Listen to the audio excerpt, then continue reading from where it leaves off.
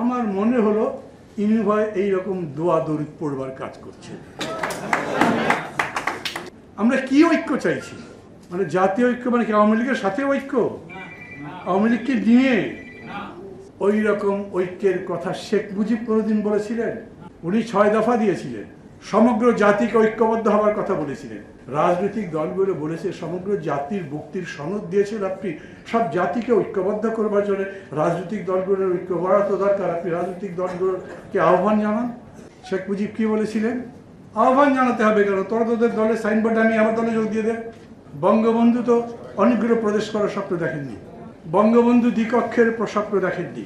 বঙ্গবন্ধু যে অবিসম্বাদ কি বলে অংশীদারিত্বের গণতন্ত্রের কথা বলছেন সেই কথা বলেননি, কিন্তু হাসানুল হক ইনু বলছেন উনি এটা বলেছেন। আমার একটা কথা মনে পড়ে গেল হঠাৎ করে। আহমদ সাফা ভাইকে তো অনেকেই চেনেন। আমাদের অনেক অনুষ্ঠান মানে যখন আমরা একসাথে জাসদ করি আমাদের আলোচনা সভাগুলিতে উনি আসতেন। এইরকম একটা অনুষ্ঠান তখন জাসদের নয়, সেটা সম্ভবত অক্টোবর বিপ্লব বার্ষিকীর হবে অথবা লেনিন কিংবা মার্কসের জন্মদিবসের আলোচনা।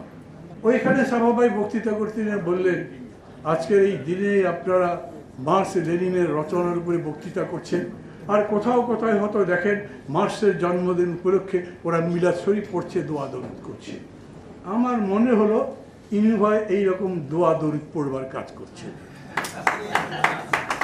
গতকালকে আমি দেখলাম সিরাজ ভাইয়ের উপরে আর একটা অনুষ্ঠান হয়েছে, সেখানে এক ধরনের জাতীয় ঐক্য প্রতিষ্ঠা হয়েছে। ওই জাতীয় ঐক্যের মধ্যে আমি যেতে পারিনি। কেন? জনাব হাসানুল হক ইনু ওখানে ছিলেন, উনি বক্তৃতা করেছেন। আপনারা পড়েছেন কিনা, টিভিতে শুনেছেন কিনা আমি জানি না। আমি তার বক্তৃতার একটা অংশ আগে একটু পড়ে শোনাবো, তারপরে আমার কথা বলবো। জাসদ সভাপতি হাসানুল হক ইনু বলেন, ইতিহাসের নির্মাতাদের অন্যতম নির্মাতা সিরাজুল আলম খান। বঙ্গবন্ধু ও সিরাজুল আলম খান ছিলেন এক আত্মা দুই দেহ। বঙ্গবন্ধু ছিলেন স্বাধীনতা সংগ্রামের অবিসম্বাদিত নেতা, আর সিরাজুল আলম খান হলেন মাঠের আন্দোলনের নেতাদের নেতা। সিরাজুল আলম খানকে শ্রদ্ধা জানাতে হলে বঙ্গবন্ধুকে শ্রদ্ধা জানাতে হবে। যে কি করি বলেন তো? আমি সিরাজুল আলম খানকে শ্রদ্ধা জানাতে চাই, জানাই, এখনো বলছি, এখানে ভুল দিলাম না, আপনাদের সামনে স্পষ্ট ঘোষণা করছি, তাকে আমি শ্রদ্ধা করি। আমি একটু বলবো, খুব বেশি সময় নেব না, কিন্তু তাকে শ্রদ্ধা জানাতে হলে যদি বঙ্গবন্ধুকে শ্রদ্ধা জানাতে হয়, এইখানে তো সমস্যায় পড়ে যাচ্ছি। এই জন্য সমস্যায় পড়ছি। আপনারা বলছেন এক প্রদেশ, মাফ করবেন, অনেকগুলো প্রদেশ করতে হবে বাংলাদেশকে, তাই তো? স্বাধীনতার পর পরে বঙ্গবন্ধুর কাছে ছাত্রলীগের আওয়ামী লীগের নেতারা গেছেন, বলেছিলেন প্রদেশের কথা। কি বলেছিলেন উনি? এতটুকু দেশ, তার আবার প্রদেশ, বস ধমক দিতেন উনি, জানেন সবাই। সবাই বসে পড়েছিল, সেই কথা আর বলা হয়নি। এইখানে যে বলছেন বঙ্গবন্ধু স্বপ্ন দেখেছিলেন, আর সেই স্বপ্নকে সিরাজুল আলম খান বাস্তবায়ন করবার জন্য নেতাদের নেতা ছিলেন। ইনু ভাই যেখানে বসা, তার পাশে বসেছিলেন মাহবুবুল্লাহ ভাই। আমি ওনাকে খুবই সম্মান করি, তার 11 দফা আন্দোলনে, ছাত্র আন্দোলনে অনেক অবদান আছে। তার পাশে ছিলেন আম্বিয়া ভাই, খালিকুজ্জামান ভাই, বদুল আলম মজুমদার, আরো অনেকের নাম বলতে পারি।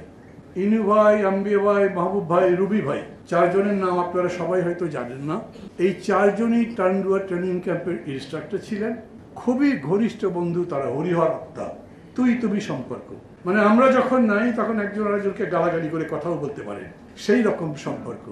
ইনু ভাই আছে বলেই কি আম্বিয়া ভাই ওই শেখ মুজিবের ভাব শিষ্য জনাব সিরাজুল আলম খান, তার আদর্শ নিয়ে আপনারা জাতীয় ঐক্য গড়বার কথা বলছেন, অংশীদারিত্বের গণতন্ত্রের কথা বলছেন? আমার তো মনে হয় না, অথবা জিনিসটা ব্যাখ্যা করা দরকার একটু। সিরাজ ভাই সম্পর্কে আমি বলি, সম্মান করি কেন? ইনু ভাই আর একটা কথা বলেছেন, সিরাজুল আলম খান কোনো রহস্য পুরুষ ছিলেন না, যেভাবে সবাই তাকে চিত্রিত করবার চেষ্টা করে। বলে না বিভিন্ন সময়, আগে কিন্তু বলা হতো কোনো সাপ্তাহিক পত্রিকা তার উপরে যদি কভার স্টোরি করতো, উপরে একটা বিরাট ছবি থাকতো তার, আর মধ্যে লেখা থাকতো রাজনীতির রহস্য পুরুষ। কুয়াশা নাকি? মাসুদ আল্লাহর লেখা কুয়াশা রহস্য পুরুষটা একদম তাকে নিচে নামিয়ে দেওয়ার চেষ্টা। সেটা ইনু ভাই যথার্থই বলেছেন, তিনি রহস্য পুরুষ নন।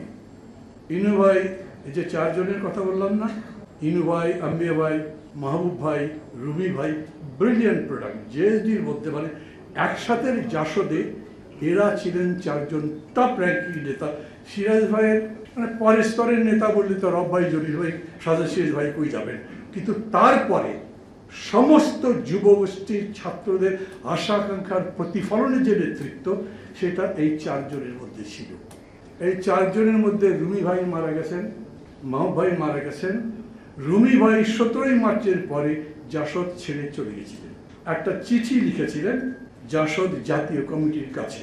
তখন আমাদের পার্টি গড়বার প্রক্রিয়া ছিল, একটা সেন্ট্রাল ফোরাম ছিল, সেই সেন্ট্রাল ফোরাম ছিল সবার উপরে, এমনকি জাসদ জাতীয় কমিটির উপরেও সেটা, এবং সেই সেন্ট্রাল ফোরামের কোঅর্ডিনেটর ছিলেন সিরাজুল আলম খান, আরও অনেকেই ছিলেন, ডক্টর আখলাকুর রহমান ছিলেন, অন্যান্যরা ছিলেন।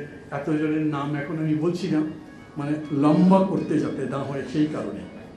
আমি গত বছর, মানে উনি তখন জীবিত আছেন, তার জন্ম দিবস পালন করবার জন্য তার যে ভাস্তি, নাম বললে আবার তোমরা রাগটা করো নাকি কে জানে, ব্যারিস্টার ফারা খান জন্ম দিবসের আয়োজন করেছেন, আমাকে দাওয়াত করলেন। আমি বললাম, জন্মদিন যার তিনি তো দাওয়াত করছেন না, তুমি তার ভাস্তি দাওয়াত করছো, উনি কি থাকবেন?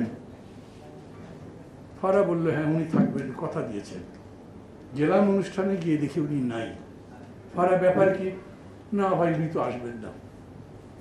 মহিউদ্দিন আহমেদ খুব লেখে, জানেন তো, জাসদ করতো, আমাদের সাথেই বিশ্ববিদ্যালয়ে ছিল, খুব বড় মুক্তিযোদ্ধা ছিল, বেশ ভালো ধরনের সংগঠক ছিল। আমি এবার চলে গেছেন একটু আগে, অন্যান্য নেতৃবৃন্দ, সাথীরা, বন্ধুরা, আসসালামু আলাইকুম। আমার কথা বলার শুরুতেই আমি জনাব সিরাজুল আলম খানের প্রতি গভীর শ্রদ্ধা জানাচ্ছি। আমার মনে হয় আজকে যে আলোচনা সভার আপনারা আয়োজন করেছেন, তার জন্য আমি ঠিক অ্যাপ্রোপ্রিয়েট লোক নই। আমি আমার হাতে খড়িত ছাত্রলীগ দিয়ে, এবং সেটা জাসদ ছাত্রলীগ, কিন্তু আমি শেষ পর্যন্ত জাসদ করতে পারি নাই। আম্বিয়া ভাই কিংবা রব ভাই বললেন যে অনেকেই দল ছেড়ে চলে গেছে, আমি দল ছেড়ে যাইনি, আমার যেতে হয়েছে। এখন একদিন পরে সিরাজ ভাইয়ের কথা মনে হয়ে আমি আসছি এই কারণে, আমার বেশ কিছু ঋণ আছে তার কাছে, যে ঋণগুলো শোধ করবার জন্য হলেও এখানে আমার আসা উচিত। আমি এখানে ঠিক অ্যাপ্রোপ্রিয়েট লোক নই বলছি কেন, আমার মনে হচ্ছে যেরকম করে আপনারা বলছেন জাতীয় ঐক্যের কথা,